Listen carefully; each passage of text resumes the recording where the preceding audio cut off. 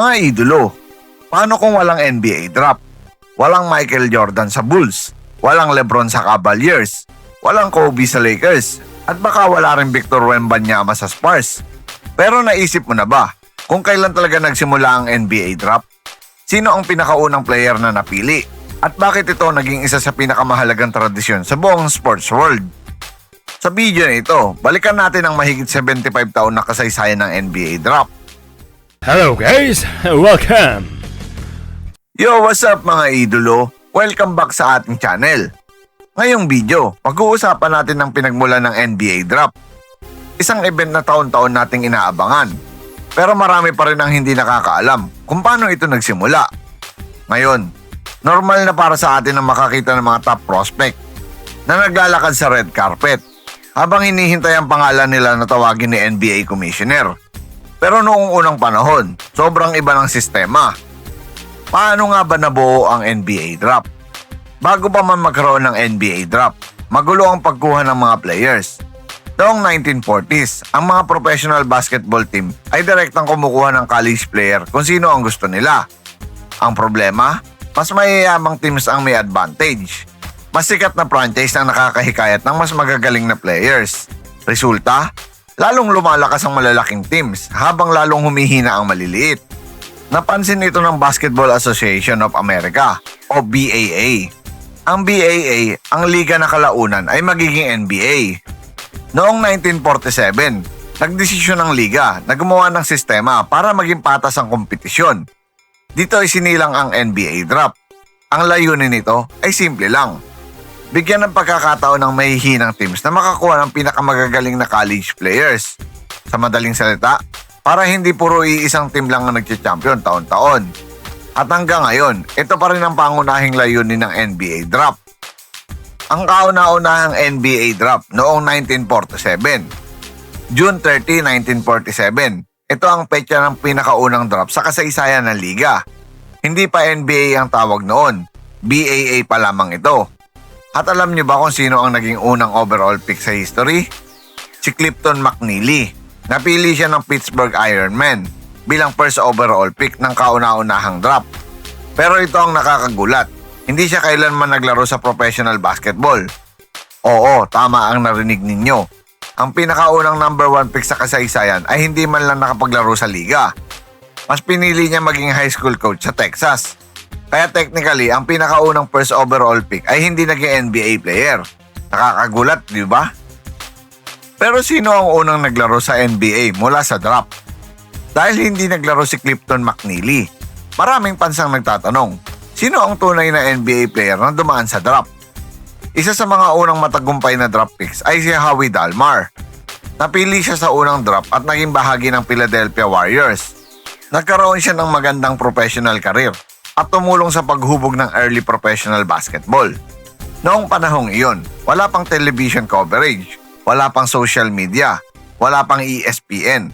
Kaya karamihan sa mga draft picks noon ay halos hindi kilala ng publiko. At paano nga ba lumaki ang importansya ng draft? Habang lumalaki ang NBA, lalong naging mahalaga ang draft. Dito nagsimula dumating ang mga future legends. George Mikan, Wilt Chamberlain, Bill Russell, Kareem Abdul-Jabbar, Magic Johnson, Larry Bird, Michael Jordan, Shaquille O'Neal, Kobe Bryant, LeBron James, Stephen Curry, at marami pang iba. Lahat sila ay naging bahagi ng draft process.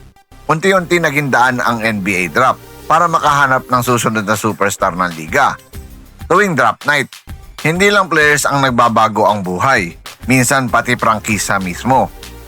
Mga draft pick na nagbago ng NBA history. 1984 NBA draft. Marahil ito ang pinaka-importanting draft sa kasaysayan.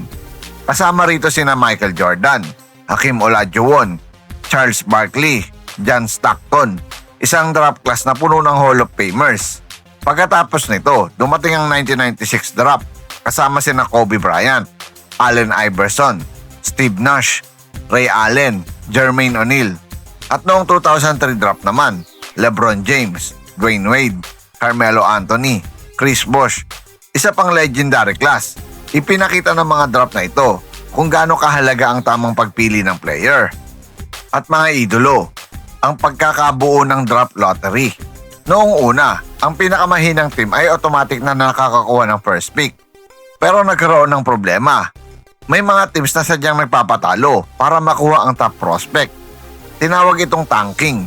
Kaya noong 1985, ipinakilala ang draft lottery. Sa sistemang ito, may chance pa rin ng iba't ibang teams na makuha ang top pick. Layunin itong gawing mas patas ang proseso. At hanggang ngayon, ginagamit pa rin ito ng NBA. Sa modern era, marami pa rin superstar ang nagmula sa draft. LeBron James, Kevin Durant, Stephen Curry, Giannis Antetokounmpo, Nikola Jokic, Luka Doncic, Victor Wembanyama, lahat sila ay produkto ng NBA draft. Nakakatawang isipin na ang sistemang ginawa noong 1947 ay ginagamit pa rin hanggang ngayon at patuloy pa rin itong humuhubog sa kinabukasan ng liga. Mula sa simpleng pagpili ng college players noong 1947, naging isa na itong global event. Bilyon-bilyong fans ang nanonood, milyong-milyong dolyar ang nakataya, at daang-daang pangarap ang natutupad bawat taon. Ang NBA draft ay hindi lang tungkol sa basketball. Ito ay tungkol sa pagkakataon, pag-asa, at bagong simula. At ayan mga idolo, ngayon alam na natin kung paano nagsimula ang NBA draft, bakit ito nabuo, at kung sino ang pinakaunang napili sa kasaysayan. Sa tingin ninyo, sino ang pinakamagaling na draft pick sa NBA history? Michael Jordan, LeBron James, Kobe Bryant, o baka si Nikola Jokic na napili lamang sa second round? I-comment nyo ang sagot ninyo sa baba. Kung nagustuhan ninyo ang video na ito, huwag kalimutang i-like, subscribe, at pindutin ang notification bell para hindi kayo mahuli sa ating mga susunod na NBA stories, histories, at breaking news. Maraming salamat sa panonood mga idolo at magkita-kita tayo sa susunod na video. Dahil dito sa channel na ito, basketball ang tunay na panalo.